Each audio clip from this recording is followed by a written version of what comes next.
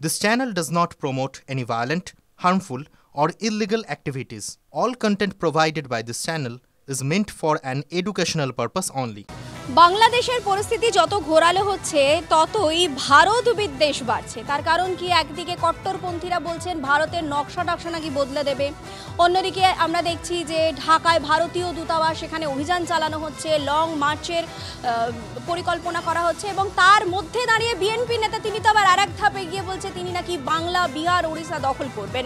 BNP নেতা রিজভী কি বলছেন আপনাদের আগে শোনাই। ভারতের শাসক শ্রেণী যা করছেন এটা পৃথিবীর ইতিহাসে এবং রাষ্ট্রবিজ্ঞানের ভাষায় একবারে সরাসরি আগ্রাসন ছাড়া আর কিছু নয়। আপনারা বাংলাদেশে বলছেন সংখ্যালঘু নির্যাতন, তো সংখ্যালঘু নির্যাতনের ফলাফল কি? আমরা আমাদের মিলিত শক্তি, তারুণ্যের শক্তি নিয়ে আমরা এটাই বলবো, তোমরা যদি ওইটা দাবি করতে পারো তাহলে আমরাও দাবি করব আমাদের নবাব সিরাজউদ্দৌলার বাংলা, বিহার, উড়িষ্যা ফেরত দাও আমাদেরকে। বিএনপি নেতার এই বক্তব্য শোনার পর খুব স্বাভাবিকভাবেই রাজ্যের মুখ্যমন্ত্রী মমতা বন্দ্যোপাধ্যায় তিনিও থেমে নেই।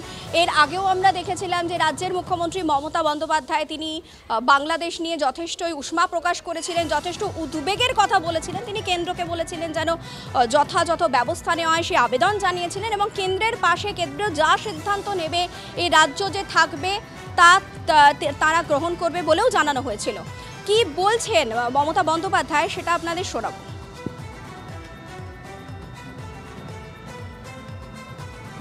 রাজ্যের মুখ্যমন্ত্রী মমতা বন্দ্যোপাধ্যায় আজ বিধানসভায় কটাক্ষ করেছে বাংলাদেশকে। তার কারণ হচ্ছে বিএনপি নেতা রিজভী যেভাবে বলছে বাংলা, বিহার, ওড়িশা দখল করা হবে তা কিন্তু সত্যি উদ্বেগের কারণ না হলেও অন্তত সমালোচনার প্রয়োজন পড়ে এবং এর আগে মমতা বন্দ্যোপাধ্যায়ের গলায় যে সুর শোনা গেছিল আজ অনেকটাই অন্য ধরনের সুর শোনা গেছে এবং তিনি কিন্তু যথেষ্ট কটাক্ষের সুরে বলেছে যে যদি এরকম কোনো ভাবনা চিন্তা বাংলাদেশের থেকে থাকে তাহলে আমরা বসে অন্তত ললিপপ খাবো না।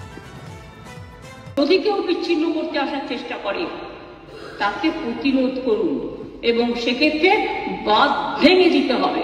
আর যারা কেউ কেউ বলছে বিহার দখল করব, উড়িষ্যা দখল করব, আমি বলি ভাই ভালো থাকবেন, সুস্থ থাকবেন, সুন্দর থাকবেন, কিন্তু এত বড় হিম্মত আপনাদের কেন কারো নেই যে বাংলা, বিহার, উড়িষ্যা সব নিয়ে নেবেন আর আমরা বসে বসে ললিপপ খাবো? এটা ভাববার কোনো কারণ নেই। আমরা যথেষ্ট সচেতন নাগরিক এবং আমরা যথেষ্ট সক্রিয়, কিন্তু আমরা ধৈর্যের পরীক্ষা দিই। আমরা একবার সরাসরি চলে যাব সৌরভ গুহর কাছে, আমাদের প্রতিনিধি। সৌরভ, আজ মমতা বন্দ্যোপাধ্যায় কি বার্তা দিলেন? দেখো, মমতা বন্দ্যোপাধ্যায় বাংলাদেশ ইস্যুতে কড়া বার্তা দিয়েছেন এবং যে সমস্ত নেতারা বাংলাদেশের মাটিতে দাঁড়িয়ে ভারত বিদ্বেষী হাওয়াকে আরও বেশি করে প্রকট করবার জন্য বলছেন যে বাংলা, বিহার, উড়িষ্যা সেই সিরাজউদ্দৌলার আমলে যে অখণ্ড বাংলার যে মানচিত্র, সেই মানচিত্র তারা দাবি করছেন। যদিও এই বিষয়টা সামগ্রিকভাবে সত্যিই কতটা সম্ভব সেটা নিয়ে যথেষ্ট আলোচনা, সমালোচনা এবং চর্চার জায়গা রয়েছে। তার কারণ একটা প্রতিষ্ঠিত মানচিত্র সেটাকে ভেঙে বাংলা, বিহার, উড়িষ্যা দখল, এটা তার ঘরের রাজনীতিতে ভারত বিদ্বেষী হাওয়াকে অনেক বেশি জোরালো করবার জন্য হয়তো সেই নেতা এই মন্তব্য করেছেন। তবে সামগ্রিকভাবে ভারত বিদ্বেষ এবং হিন্দুদের ওপর আক্রমণ, এই দুই ঘটনাকে কেন্দ্র করে এপার বাংলার হিন্দুদের মনে কিন্তু একটা ভাবাবেগে কোথাও একটা আঘাত পৌঁছাচ্ছে এবং এই যে ভাবাবেগে আঘাত পৌঁছচ্ছে এটাকেই পুঁজি করছে এ রাজ্যের বিরোধী দল বিজেপি। এটা বিলক্ষণ বোঝেন রাজ্যের মুখ্যমন্ত্রী তৃণমূল সুপ্রিমো মমতা বন্দ্যোপাধ্যায়। তাই তিনি চড়া সুরে আক্রমণ করলেন, বললেন যে কেউ বাংলা, বিহার, উড়িষ্যা দখল করতে আসলে আমরা ললিপপ খাবো না। অর্থাৎ চড়া সুরে আক্রমণ, প্রত্যাঘাতের বার্তা। তিনি জানেন মানচিত্র। অনেক ধন্যবাদ, আপাতত তোমাকে ধন্যবাদ সৌরভ।